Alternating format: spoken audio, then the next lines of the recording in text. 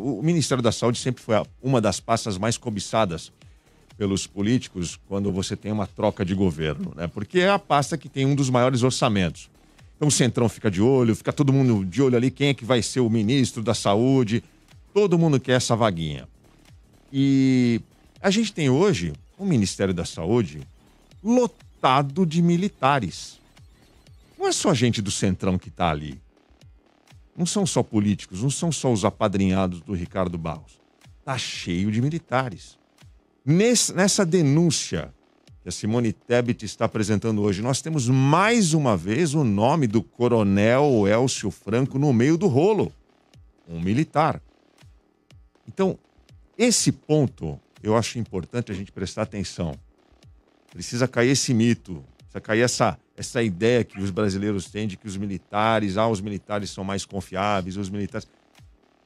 Essa galera que está lá no Ministério da Saúde, eu não sei não, eu não compraria um carro usado do Elcio Franco não. Você compraria do coronel Elcio Franco? Aldrin, acho genial você colocar isso, importantíssimo para que as pessoas que estão acompanhando, para que os brasileiros entendam o que está acontecendo. Nós tivemos agora recentemente, inclusive, uma coluna em um dos jornais importantes do país, dizendo que já se estabelece um golpe no Brasil, que é o chamado golpe por intermédio de uma ocupação. Essa ocupação já existe. Eu vou colocar um ponto a mais em relação ao Ministério da Saúde. Além dos militares, nós temos também bilionários ali, homens de negócio, como é o próprio caso do Carlos Wizard, que isso ficou bem claro e é importante a gente colocar isso também. E para as pessoas que estão acompanhando, é muito importante a gente entender o que significa nós temos mais de 6.157 militares, pelo menos até o final de 2020, no governo Bolsonaro. E é mais importante ainda a gente entender que esses ministros militares do governo Bolsonaro, eles estão em muitas posições de importância fundamental. Até há bem pouco tempo atrás, o próprio Ministério da Saúde tinha lá um general do Exército, né? Eduardo Pazuello era um general, mas nós temos na transparência um capitão do Exército, Minas e Energia nós temos um almirante da Marinha, na infraestrutura a gente também tem um capitão do Exército, na defesa, que aí tudo bem, né? Temos um general do Exército, mas a gente se esquece que o Marcos Pontes, por exemplo, ele é um tenente-coronel da Aeronáutica. Está à frente de ciência, tecnologia e inovações.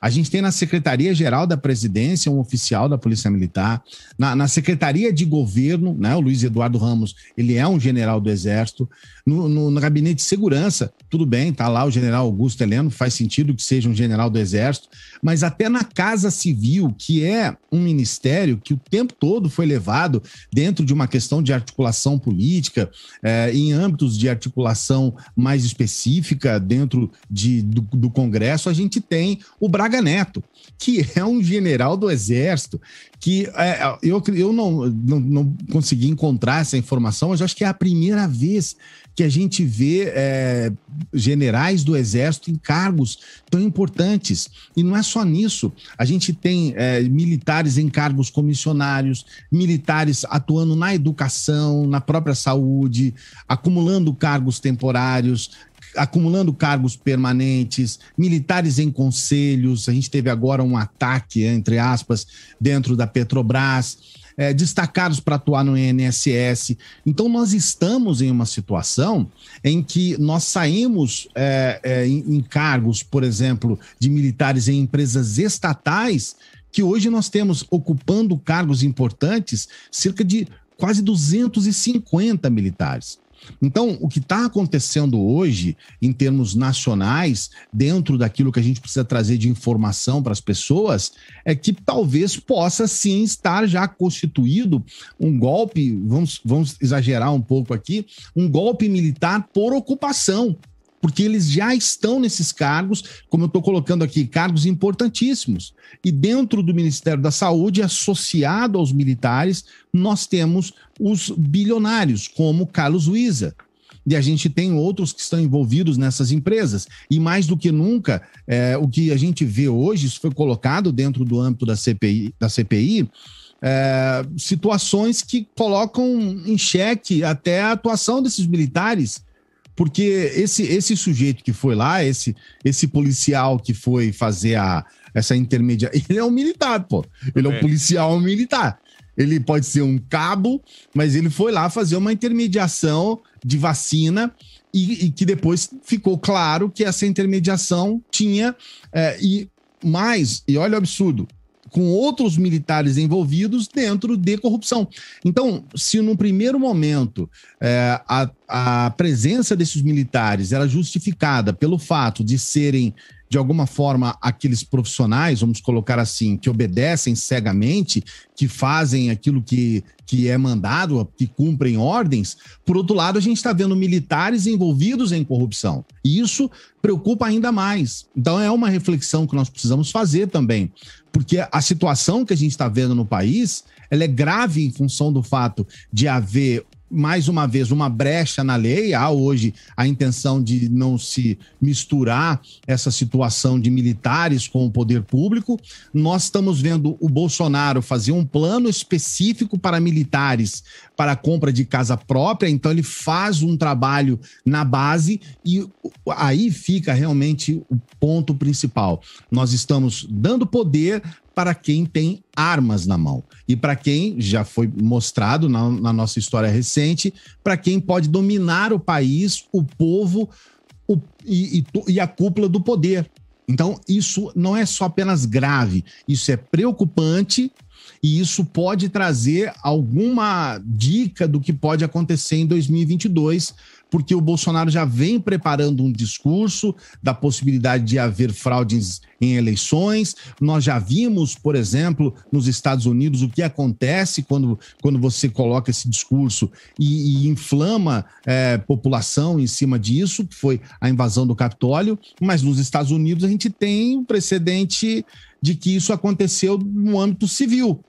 E no Brasil, se isso acontecer dentro do âmbito militar?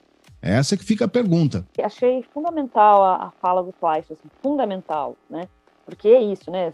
São grupos que têm armas, então a gente tem toda uma estrutura nas democracias para impedir você ter esse excesso de poder, né, por certos grupos sociais.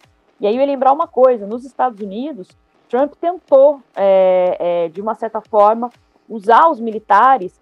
E aí, qual foi a diferença, né? Por que no caso dos Estados Unidos, né, essa situação depois da invasão do Capitólio teve um desfecho diferente? Porque nos Estados Unidos, os militares, as Forças Armadas lá, elas disseram, não, as Forças Armadas não vão ficar, vão ser usadas dentro do território nos Estados Unidos para ser colocada contra a população, contra os cidadãos, que é uma coisa que no Brasil e na América Latina a gente faz. Então, ou seja, os Estados Unidos têm uma força militar, tem uma estrutura militar que é usada, que há um entendimento de que ela é usada fora do território dos Estados Unidos, mas que ela evita-se que se atue em assuntos domésticos, como eles chamam.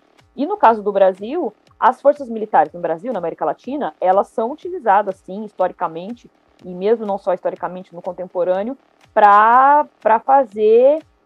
para se virar contra a população local, contra os brasileiros. Então é perigosíssimo. Nos Estados Unidos teve um desfecho diferente porque os generais se colocaram de uma maneira diferente e disseram para o Trump, aqui não, a gente não vai fazer isso. Não contra os americanos, a gente só atua fora dos Estados Unidos.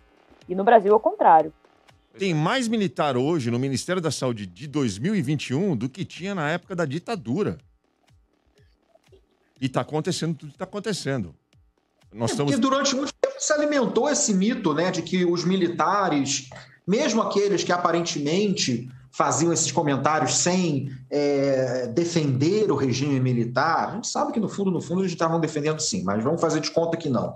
Mas existia esse mito de que no tempo dos militares havia arbítrio, havia violência, havia tudo, mas havia honestidade.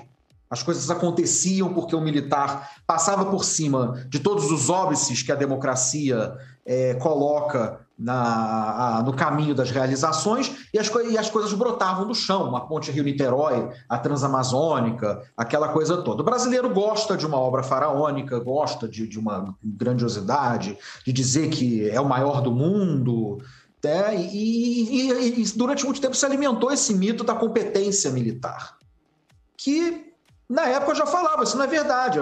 Não é que não houvesse corrupção no tempo dos milicos, é porque o povo era impedido de saber o que acontecia pelo estado de censura absurdo que reinava na mídia da época, até porque também era uma época de mídia muito menor do que hoje, não existia internet, não existia rede social, nada disso. Os jornais, as revistas, rádio e TV era muito mais fácil de serem controlados. Havia corrupção, sim, quem conhece a história da época pode afirmar isso, e não havia tanta competência assim. Existe a história de que, por exemplo, a Ponte Rio-Niterói, que muitos gostam de citar como grande exemplo de realização dos milicos, que ela teria sido construída não apenas dentro da mais absoluta lisura, como também sem acidentes. E, na verdade, morreu gente para dedéu em cima da Baía de Guanabara para construir aquela ponte. Isso não era divulgado, porque não havia competência. Porque outra coisa também, né, que o reinado das empreiteiras, como quase um quarto poder da República, vem dessa época. Então, agora a gente está vendo com a democracia que nós ainda temos, com a liberdade de imprensa que nós ainda temos, nós estamos vendo como essa competência dos militares é absolutamente falaciosa, né? Olha, eu conheço um país que não é tão educado, não tem nem saneamento básico, mas as pessoas são politizadas, as pessoas se interessam por política. Isso é um dos grandes danos do legado dos militares, é que a gente foi proibido de falar de política durante 25 anos, como o Vitor estava falando, tudo era censurado, a gente ia no cinema, é que as pessoas não lembram disso, porque talvez as pessoas não estavam nem vivas nessa época, mas para o meu parâmetro de vida, você ia ao cinema, antes de começar um filme, tinha que ter um filme nacional, um documentário nacional. Aí vinha um atestado, um negócio escrito numa máquina de escrever, uma ficha escrita lá, Solange e tal, e coisa, censora permite que isso... E essa Solange era odiada, porque sempre aparecia o nome dela e ela assinava, e ela censurava um monte de coisa, e tinha censura para todo lado. Gente, para vocês terem uma ideia, a gente foi proibido de assistir filmes, a gente não viu o balé Bolshoi uma época, porque um militar qualquer, tipo Pazuello, tipo General Heleno, com a cabeça do Olavo de Carvalho, com a cabeça dessa gente retrógrada, resolveu que não, isso era coisa de comunista, então não vai ver o Bolshoi. Tinha coisas desse tipo, então a gente não está acostumado a praticar a democracia. A grande verdade.